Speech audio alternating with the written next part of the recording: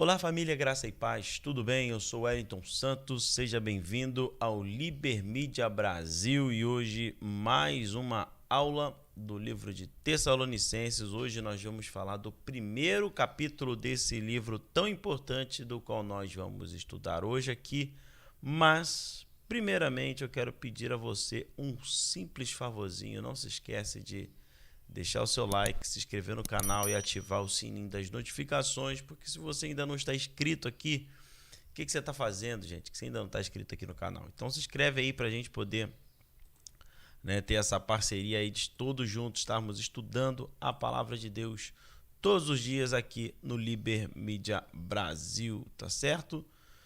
Bom, gente, vamos lá. Perdão, vamos lá, vamos começar aqui. Estamos estudando o livro de 1 Tessalonicenses e hoje nós vamos entrar no primeiro capítulo desse livro que é tão importante, que fala a respeito da igreja, né? Fala a respeito ali de todo o trabalho missionário do apóstolo Paulo, de como ele conduziu a igreja, de como ele estabeleceu, conduziu e quais eram os seus ensinamentos. Quais eram os seus ensinamentos para todos aqueles que ali estavam. Tá bom? Então, sem mais delongas, eu quero convidar você a fechar seus olhos e vamos orar e agradecer a Deus por esse dia tão especial que nós estamos vivendo hoje. Pai querido, nós nos colocamos a Ti nessa terça-feira, pedimos para que o Teu Espírito Santo esteja nos guiando para entender a Tua palavra, compreender com profundidade e poder não somente ler, compreender, mas viver a Tua palavra e que possamos, ó Senhor, viver dias incríveis ainda nessa semana, cheios da Tua presença. Nós te louvamos e agradecemos em nome de Jesus. Amém. Bom, meus amigos, vamos lá.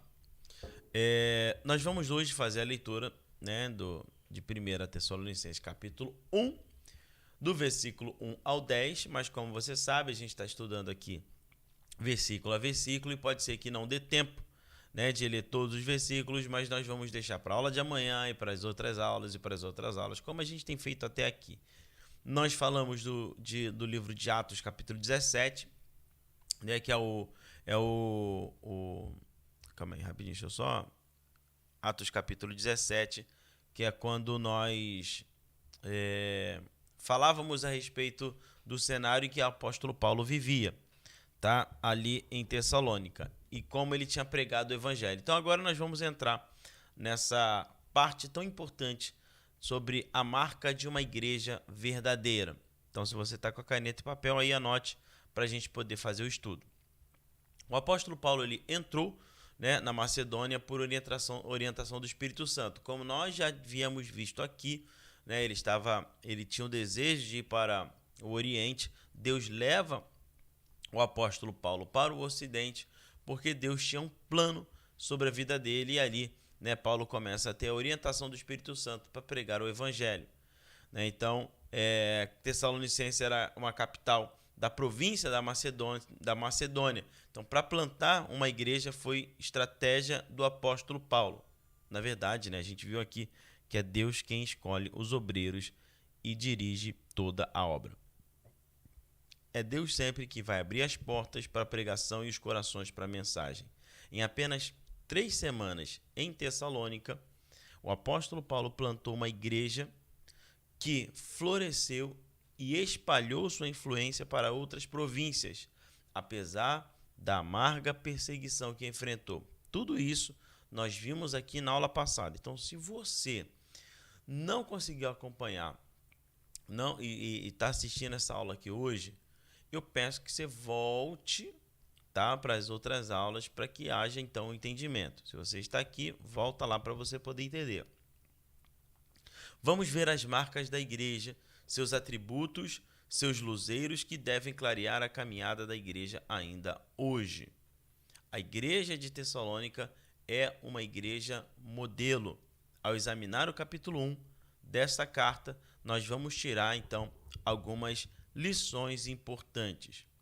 Então, vamos começar com o versículo 1 e 2, que fala da saudação do apóstolo Paulo, que diz assim: Paulo, Silvano e Timóteo, à igreja dos Tessalonicenses, em Deus Pai e no Senhor Jesus Cristo.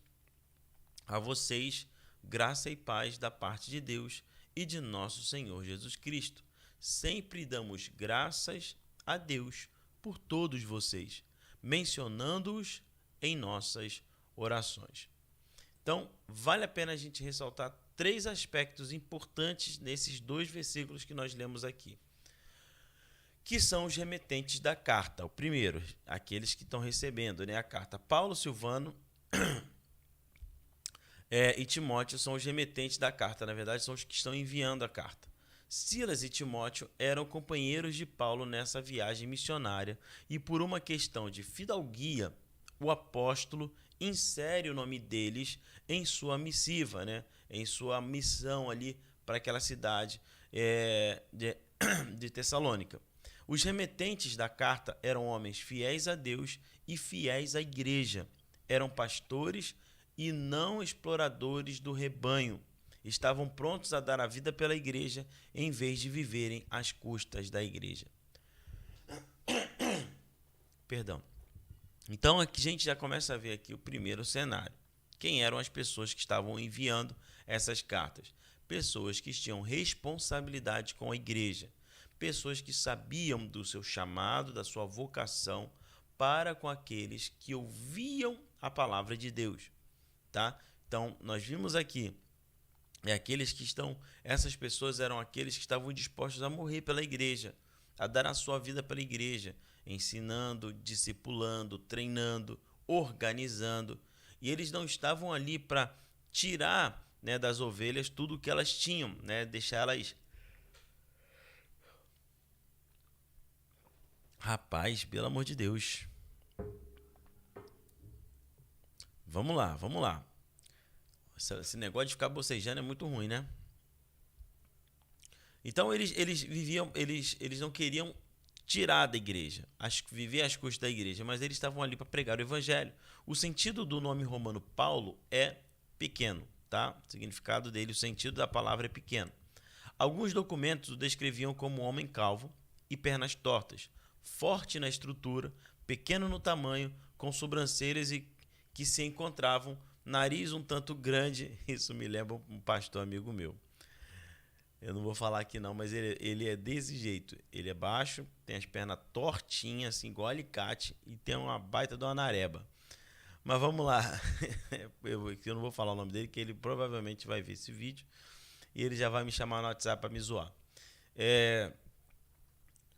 Com sobrancelhas que se encontravam, nariz um tanto grande, cheio de graça, pois às vezes parecia homem e às vezes tinha o rosto de anjo. Essa era uma descrição do apóstolo Paulo. Paulo não se auto-intitula apóstolo na introdução dessa carta. Isso ocorreu não porque os tessalonicenses fossem neófitos, no entendimento de Crisóstomo, ou porque Paulo não quisesse ferir a sensibilidade de Silas e Timóteo, que não eram apóstolos, como acreditava Estius, ou porque sua autoridade apostólica ainda não era reconhecida, como pensava Jowett, tá? Ou porque ele estava justamente começando o seu labor apostólico, na visão de Wordsworth, que nome difícil, velho. Mas porque seu apostolado jamais fora questionado pela igreja de Tessalônica. Então vamos lá, né? Então o apóstolo Paulo aqui, ele não diz que ele é apóstolo, ele simplesmente escreve a carta e usa o seu nome pessoal, que significa, ele tem um significado de pequeno, tá? E ali algumas sugestões a respeito do porquê ele não ter usado o nome, né, o título, né, que ele tinha ali de apóstolo. Silvano é nome próprio romano, Silas é a versão do nome em grego e Silvanus em latim. Silas é mencionado como um líder entre os irmãos e um profeta.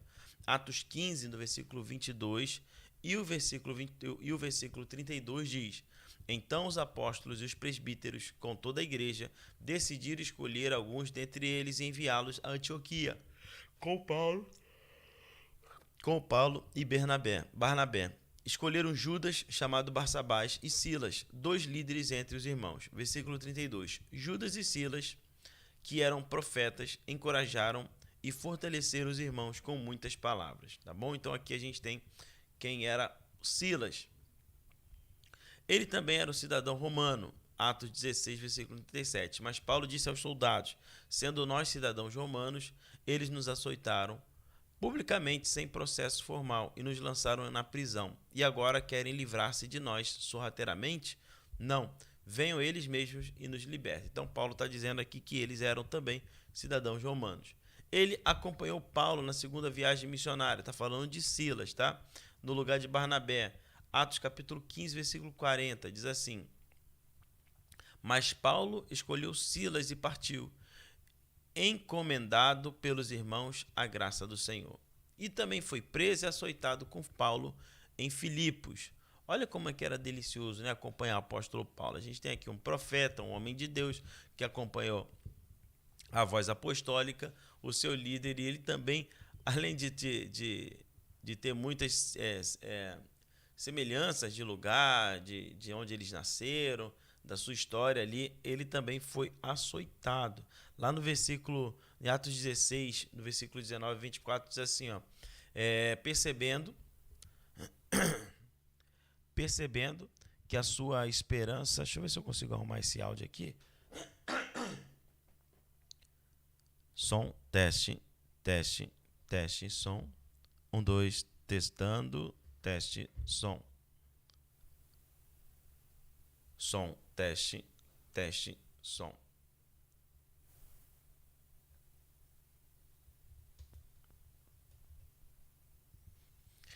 Bom, vamos lá. Percebendo que a sua esperança de lucro tinha se acabado, os donos da escrava agarraram Paulo e Silas e os arrastaram para a praça principal, diante das autoridades. E levando-os aos magistrados, disseram: estes homens são judeus e estão perturbando nossa cidade. Nós vimos isso ontem. Tá? A multidão ajuntou-se contra Paulo e Silas e os magistrados ordenaram que se lhes tirassem as roupas e fossem açoitados. Então nós vimos aqui que também Silas começou a ser açoitado juntamente com Paulo. Por que eu estou trazendo tudo isso para vocês? Já que nós estamos lá, já que o nome do programa, né, é Leitura Bíblica Comentada, é importante a gente saber quem eram aqueles que estavam escrevendo a carta aos Tessalonicenses. Quem eram aqueles líderes? Qual é a história deles? Lembra do que nós falamos na primeira ou segunda aula aqui do nosso curso? De que não devemos somente ser ouvintes da palavra, mas praticantes da palavra. A palavra ela tem poder. Então, quando você prega a mensagem, quando você tem autoridade para pregar a palavra de Deus, você precisa não somente pregar, mas ter legitimidade, ter autoridade para tal, que senão vai ficar somente por palavras bonitas, né? Eu vou pregar coisas bonitas, e a gente sabe que o evangelho ele não é bem assim. Então ele vai além, né, dessa questão de pregar bonito. Ele vai além. Nós precisamos viver a palavra de Deus, tá certo, gente?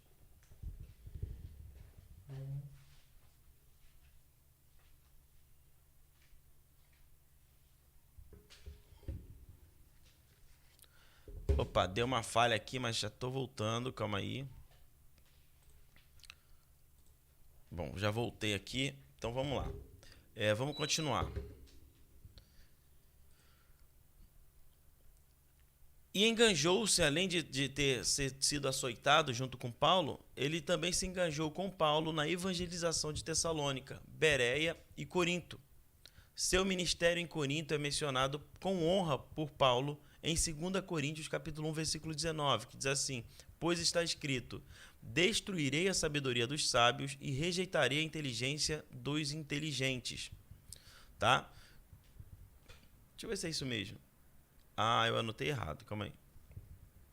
Bom, depois você vê na sua casa, eu anotei 1 Coríntios 1,19, mas é 2 Coríntios 1,19. Timóteo era nativo de Listra, tendo um pai grego e uma mãe judia. Né? Aqui, Atos 16, versículo 1 diz: chegou a Derbe e depois a Listra, onde vivia um discípulo chamado Timóteo. Sua mãe era uma judia convertida e seu pai era grego. Tá bom? Então a gente já ouviu falar aqui, já vimos sobre Paulo, Silas, e agora nós estamos vendo sobre Timóteo, tá bom? Ele se juntou a Paulo e Silas na segunda viagem missionária em Listra e também em Filipos, Tessalônica e Corinto. Ele esteve com Paulo em sua terceira viagem missionária e foi enviado por ele em uma missão especial na Macedônia e em Corinto.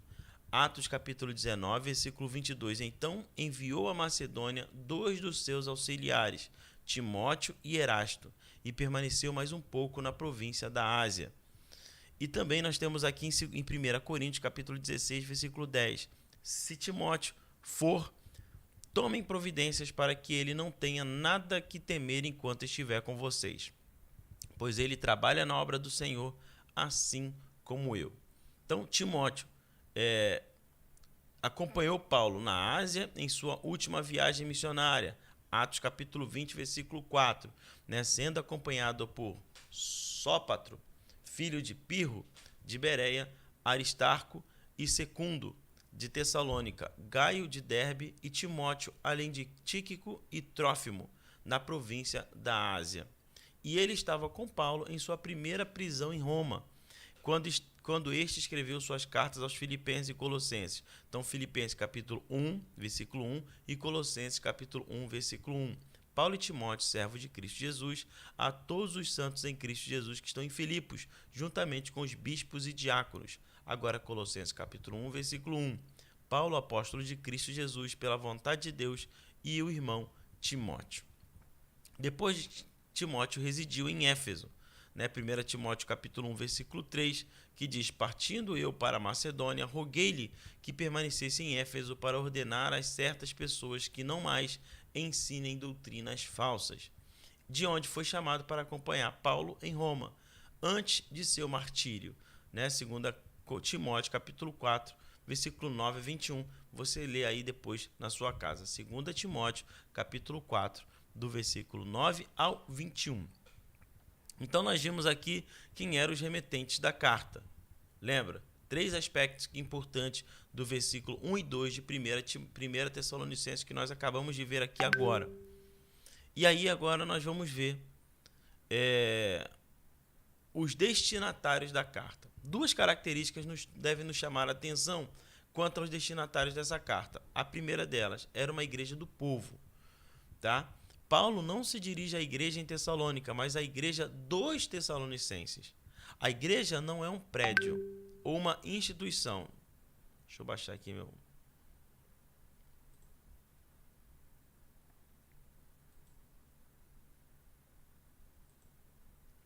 A igreja, ela não é um prédio ou uma instituição de determinada cidade, mas um povo. O povo que recebe a Cristo como Senhor. Paulo também não se dirige apenas a um grupo dentro da igreja, mas a toda a igreja. Na igreja de Deus, todos são importantes. Isso aqui é algo assim, muito especial para a gente tratar, porque muitas vezes as pessoas acham que a igreja, elas julgam a igreja sendo uma denominação. Eu sou da denominação A, você é B e X, e vocês fazem parte daquela igreja. Não, todos nós somos uma igreja.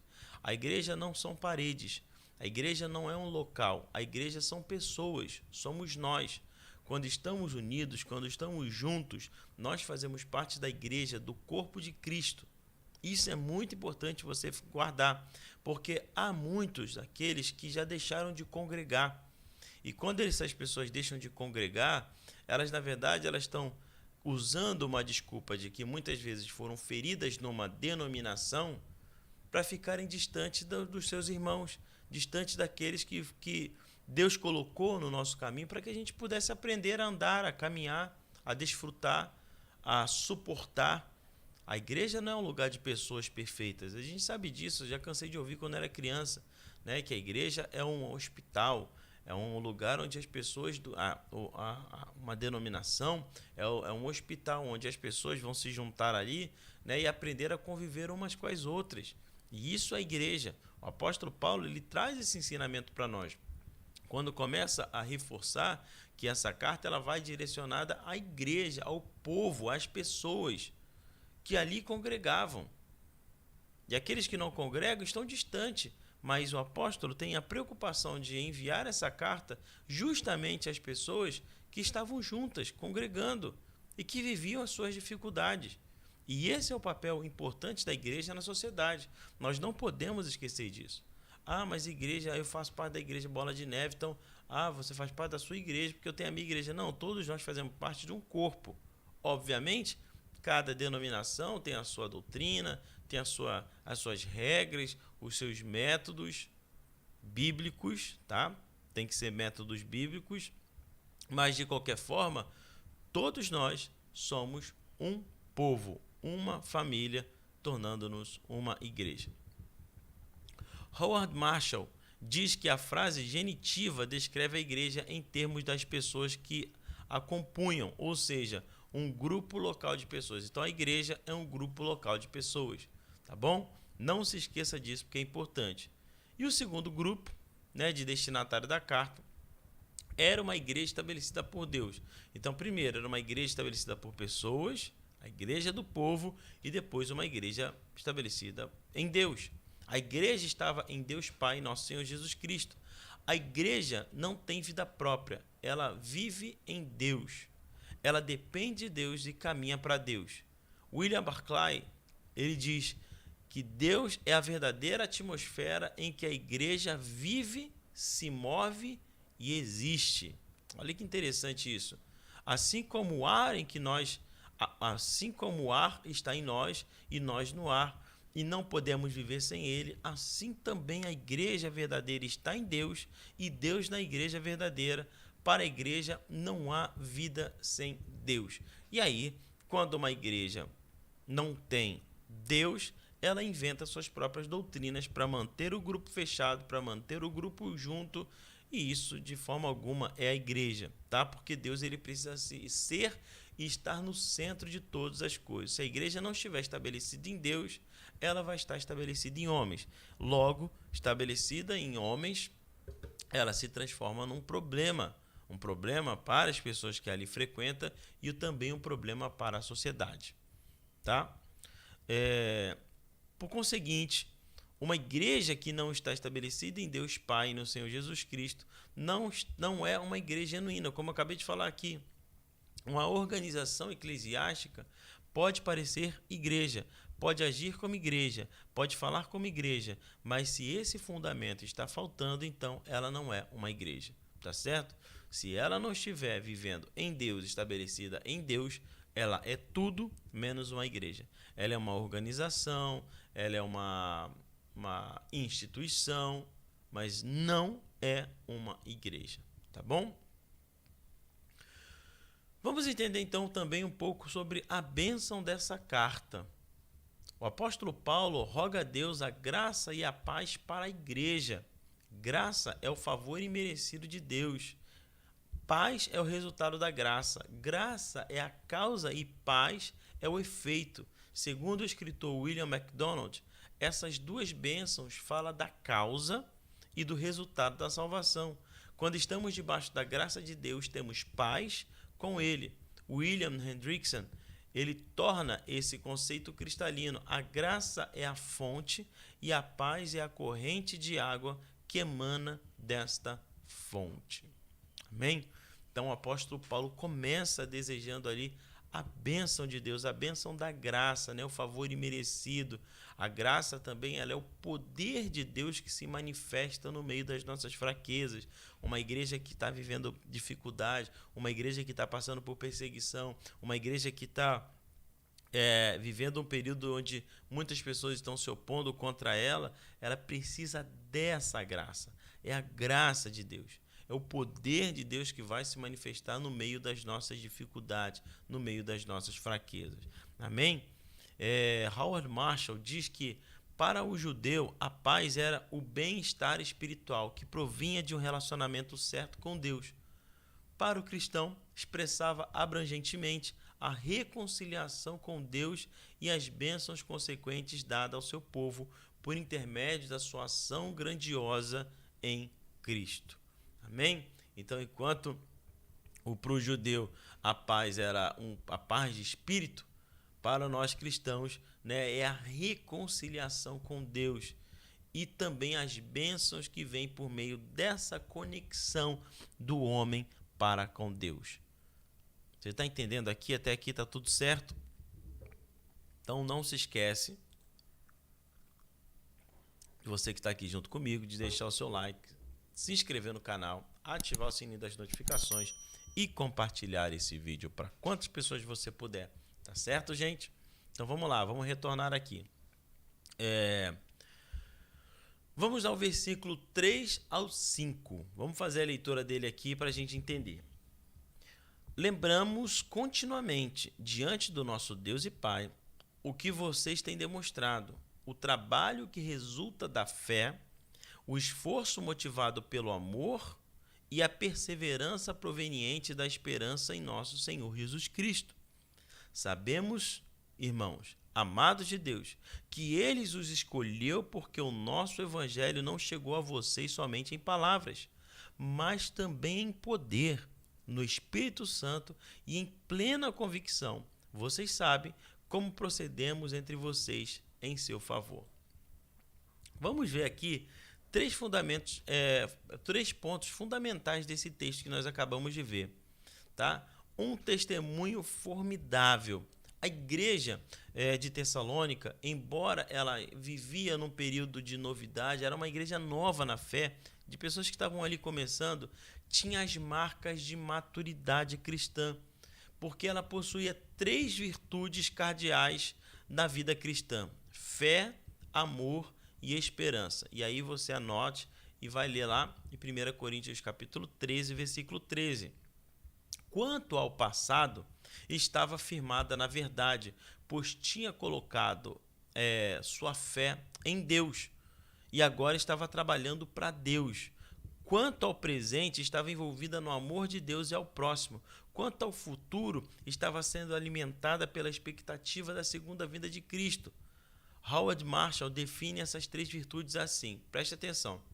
A fé é a aceitação da mensagem do Evangelho, a confiança em Deus e Jesus e a dedicação obediente.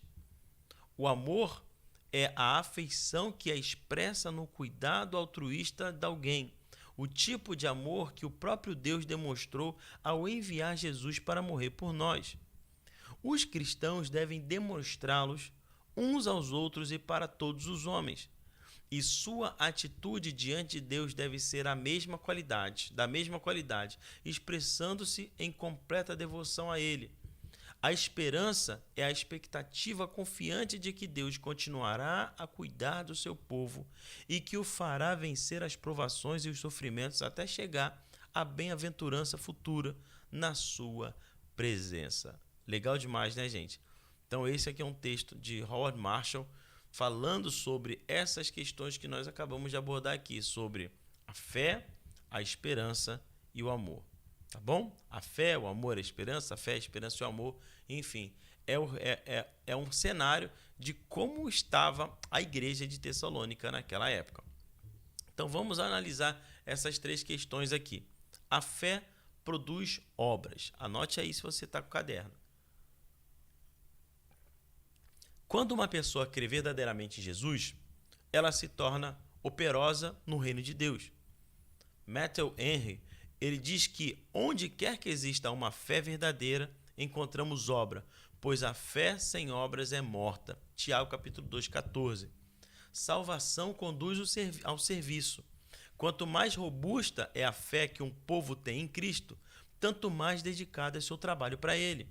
A palavra traduzida por operosidade é ergon, trabalho ativo ou todo trabalho cristão governado e energizado pela fé.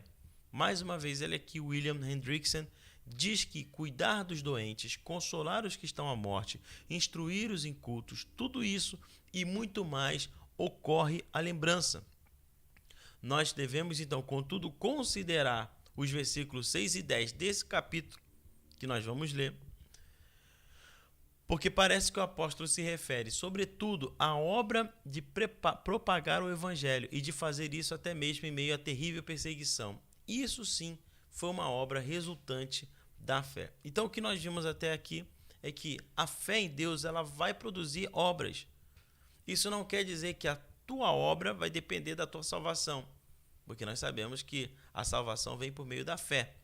Mas aquele que crê em Cristo, aquele que foi transformado por Ele, ele vai desejar em seu coração realizar a obra de Cristo.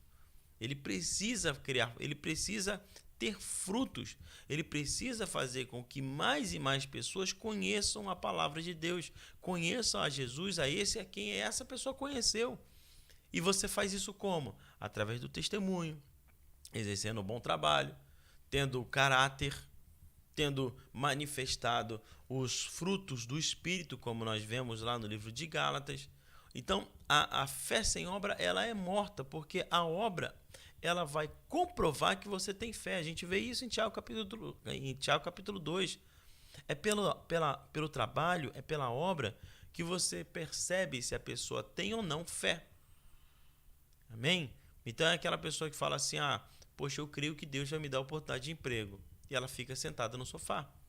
Então, como é que essa pessoa que tem duas pernas, boca, ouvido, é totalmente saudável, ela pode dizer, mas eu tenho fé que Deus vai me dar um emprego, vou sentar no sofá, vou ligar a televisão e alguém vai me ligar ou vai mandar uma mensagem para mim no WhatsApp, me dando uma oportunidade de emprego.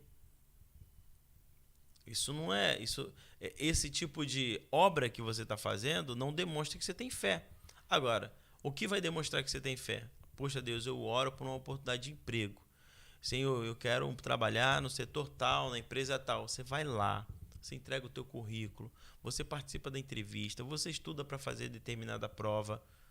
Aí sim, comprova que você tem fé, você colocou a tua fé em prática. E para o evangelho isso não muda. Se você crê em Deus, você precisa andar como ele andou, você precisa agir como ele agiu, você precisa falar como ele falava, cuidar como ele cuidava, porque a obra ela vai apontar para a tua fé em Deus, tá bom? É aquele caso. Diz que é crente, mas é safado, diz que é crente, mas é 71, diz que é crente, mas e aí? Trai a esposa, diz que é crente, mas faz isso, aquilo, outro. Então essa pessoa vai estar ligando a tua atividade diária à tua fé. E aí ela vai comparar, quem é crente de verdade não faz essas coisas. Entende o que eu estou falando? Então a igreja, ela precisa entender isso.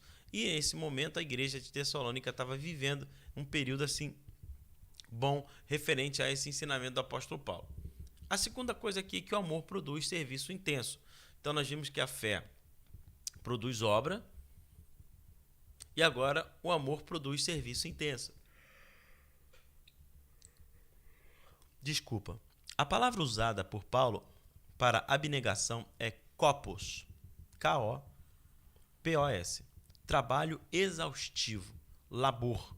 A palavra denota o trabalho árduo e cansativo, que envolve suor e fadiga. Enfatiza o cansaço que decorre da utilização de todas as energias de uma pessoa. Nós evidenciamos o nosso amor por Cristo por aquilo que fazemos por Ele.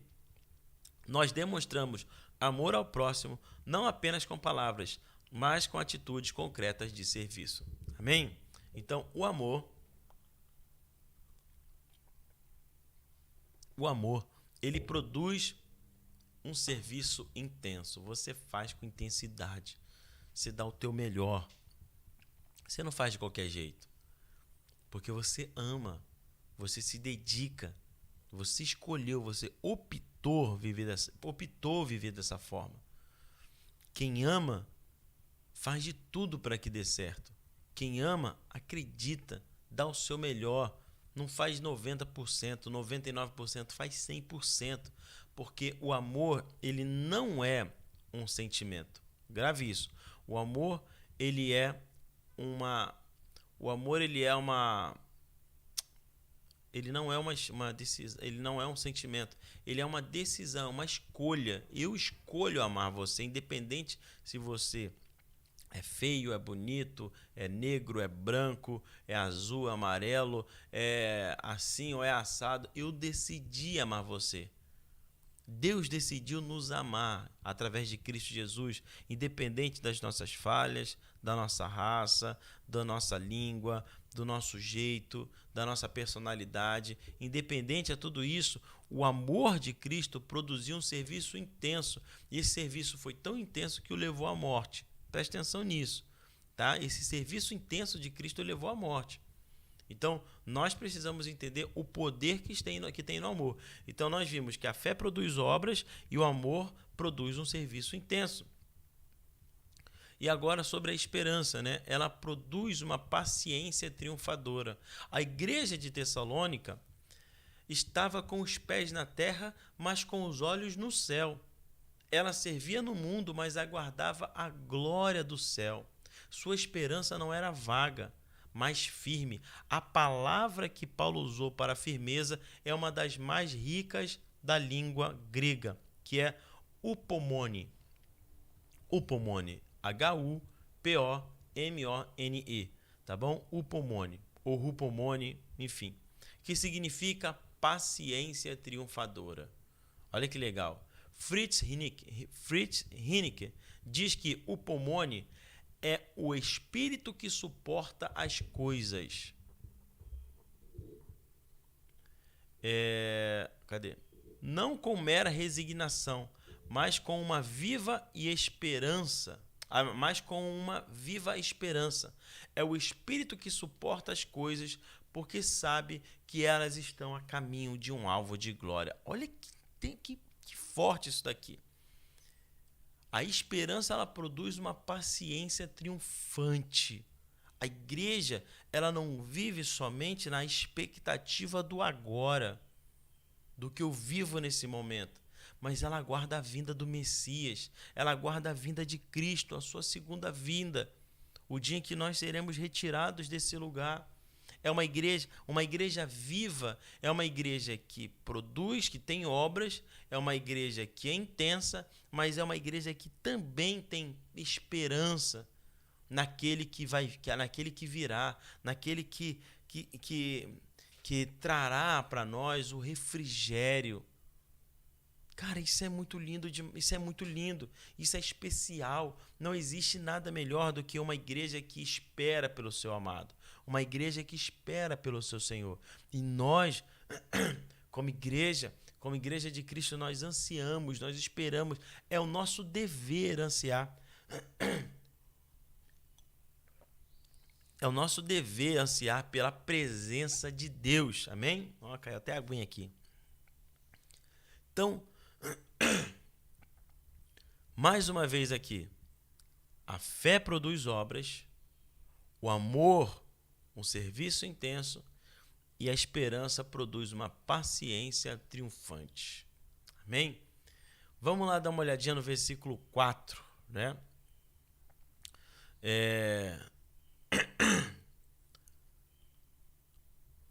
Que fala sobre uma prova irrefutável. A igreja de... E me tirou das trevas e agora eu vou ficar aqui sem fazer nada. Não. Ela não te leva ao comodismo. Muito pelo contrário. Ela te conduz a um caminho de santidade. Ela te conduz a um caminho onde o teu desejo está mais perto de Deus.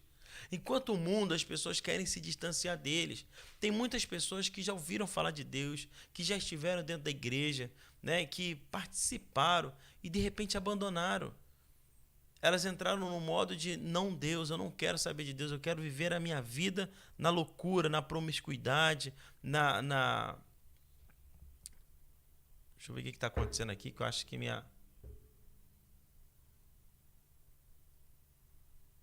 Bom, voltou. Vivendo uma vida na devassidão. Não é isso. Não foi para isso que ele nos chamou. Não foi para isso que Deus me chamou. Eu creio que Deus me chamou. Eu creio que Deus me elegeu para uma determinada função na sociedade. Eu creio que Deus... Deixa eu ver aqui, que eu acho que está falhando a internet, né?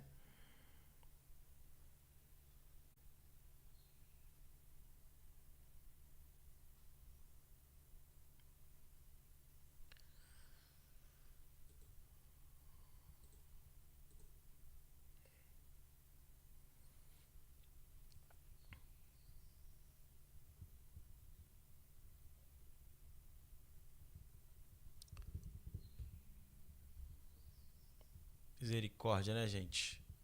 Deixa eu ver aqui.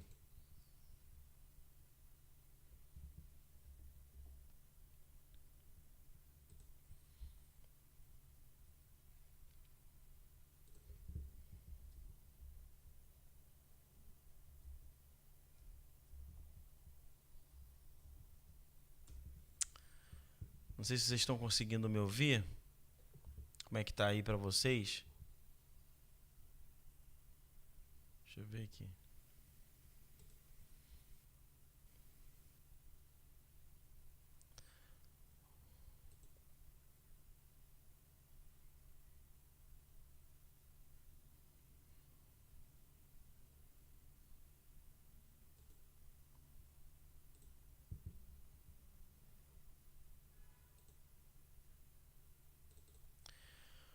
Bom, gente, já que está oscilando bastante aqui o sinal, eu vou encerrar essa primeira parte de hoje. Eu continuo amanhã nessa questão da qual nós vimos aqui sobre a prova irrefutável da igreja, mas para que a gente não perca, né? Não perca essa aula de hoje, essa parte, eu encerro por aqui e amanhã nós retornaremos então com a segunda parte, aliás, ainda no capítulo 1º, né, a segunda parte desse estudo, para a gente desenvolver as nossas habilidades na fé. Tá bom, gente? Espero que vocês tenham gostado. Não se esquece aí de deixar o seu like, se inscrever no canal, ativar o sininho das notificações e compartilhar esse vídeo para quantas pessoas você puder. Tá bom? Que Deus abençoe você, que você tenha uma ótima terça-feira e que possamos estar todos juntos amanhã aqui no Liber Mídia Brasil. Um abraço e valeu, Deus abençoe.